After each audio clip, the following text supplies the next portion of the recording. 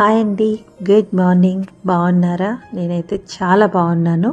మీ అందరూ బాగుండాలని, మీ అందరిలో నేను ఉండాలని ఆ భగవంతుడిని ప్రార్థిస్తూ మనకిష్టమైన మంచి మాటలోకి వెళ్ళిపోతాం.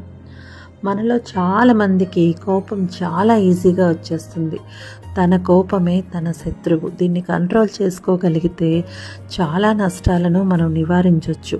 కోపం బాగా వచ్చినప్పుడు సైలెంట్ అయిపోవడం అన్నిటికంటే మంచిది. మౌనం.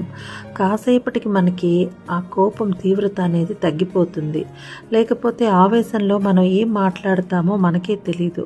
మనలో చాలామంది కోపంలో ఏదేదో మాట్లాడేసి తర్వాత అలా మాట్లాడకుండా ఉంటే బాగుండేది కదా అని అనుకుంటారు.